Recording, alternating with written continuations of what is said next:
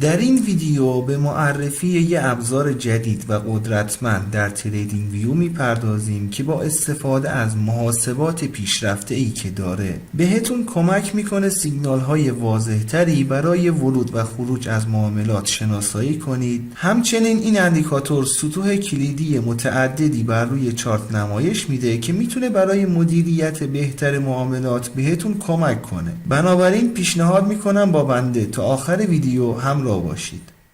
سلام، من علیرضا هستم و اینجا کانال گلدن تریدینگ سیستم. خیلی خوش اومدین به یه ویدیو دیگه از سری آموزش اندیکاتور و استراتژی های معاملاتی تریدینگ ویو. اندیکاتوری که در تصویر مشاهده میکنید نسخه پیشرفته و نوآورانه از اندیکاتور معروف سوپر ترند هست که با بکارگیری تابعی به نام روت مین اسکوئر یا به صورت مخفف تابع RSM بر روی کلوز قیمت استفاده میکنه تا یه خط سوپر ترند صافتر و واکنش پذیرتری رو ایجاد کنه که بهتر از تغییرات قیمت پیروی میکنه. این ویژگی عملکرد اندیکاتور سنتی سوپر ترند رو بهبود میبخشه و به معامله‌گران کمک میکنه به شکل بهتر و کارآمدتری روندهای بازار رو شناسایی و نقاط ورود و خروج ایدئالی رو بتونن تشخیص بدن. اصلی ترین جزء اندیکاتور این خطوط سوپر ترندی هست که بالاتر و پایینتر از قیمت نوسان میکنن.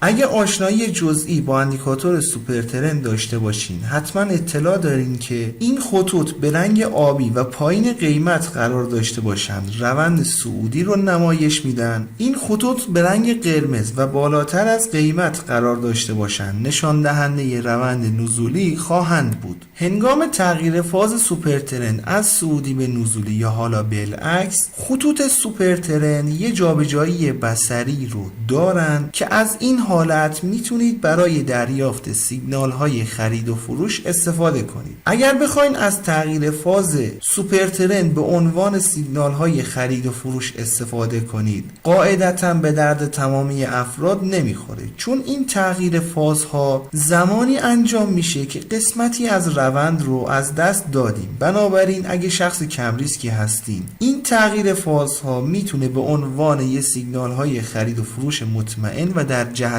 اطمینان براتون باشه. ولی اگه شخص پر ریسکی هستین بایستی تنظیمات اندیکاتور که در ادامه خدمتتون توضیح داده میشه رو با توجه به نماد و تایم فریمی که کار میکنید بهینه سازیش رو انجام بدین تا سیگنال هایی که صادر میشه سیگنال های با تأخیر کمتری باشند. حالا هنگام تغییر فاز سوپر ترند از صعودی به نزولی یا حالا بالعکس، اندیکاتور یه سری خطوط افقی رو بر روی چارت قرار میده. از این خطوط دوستان به دو صورت میتونید استفاده کنید. اول اینکه این خطوط رو میتونید به عنوان تارگت های قیمتی در نظر بگیرید و زمانی که قیمت به این خطوط رسید از معامله خارج بشین. مورد بعدی از این خطوط میتونید به عنوان حمایت و مقاومت هم استفاده کنید. اگه دقت کنید در این محدوده ها که مشخص شده زمانی که قیمت به خطوط حمایت یا مقاومت برخوردی رو داشته یه واکنش جزئی رو داریم بهش مشاهده میکنیم.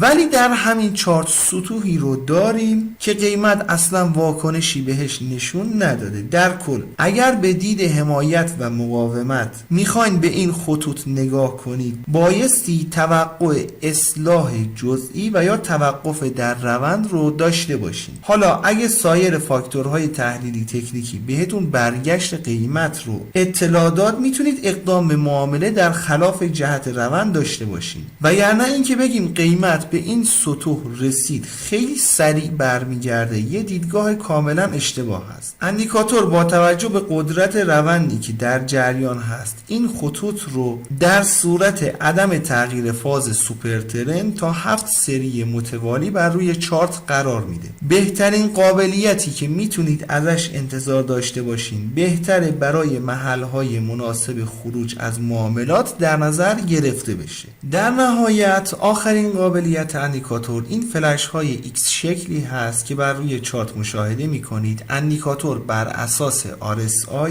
میاد و فاصله قیمت و سوپر ترند رو بررسی میکنه. اگه این فاصله زیاد باشه، همچنین RSI از یه حد اشباع مشخصی عبور کنه، یه سری فلش های X شکلی رو بر روی چارت قرار میده که میتونید از این فلش ها به عنوان محل های مناسبی برای خروج از معاملاتتون در نظر بگیرید. برای انداختن اندیکاتور روی چارت باید وارد سربرگ ایندیکیتورز بشیم. در تب سرچ بار عبارت پاور روت سوپر ترند رو وارد کنیم. این اندیکاتور هست که توسط الگو آلفا طراحی شده. و اما قبل از اینکه بخوایم گریز کوتاهی به قسمت تنظیمات اندیکاتور داشته باشیم، میخوام ازتون درخواست کنم که اگر فکر میکنید اندیکاتور یا ویدیو مناسب هست، لطفاً ویدیو رو لایک کنید. اگر هم دوست دارین با جدیدترین ابزارها آشنا بشین، پیشنهاد میکنم کانال خودتون، کانال گلدن تریدینگ سیستم رو سابسکرایب کنید و علامت زنگوله رو هم بزنید تا به محض انتشار ویدیوی جدید بهتون اطلاع داده بشه.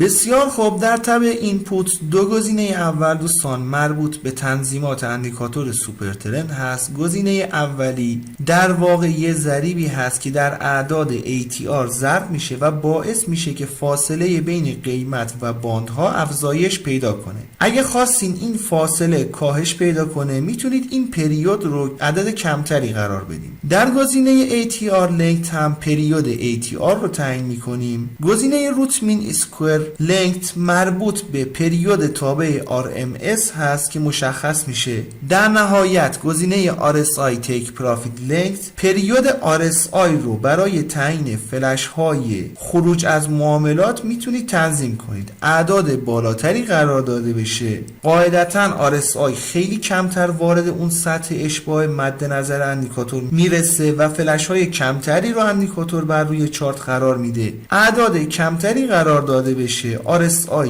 بیشتر به محدوده های مشخص شده وارد میشه و فلش هایی که اندیکاتور قرار میده قاعدتاً بیشتر خواهند شد. انشالله که براتون مفید باشه. رو قله میبینم دوست من.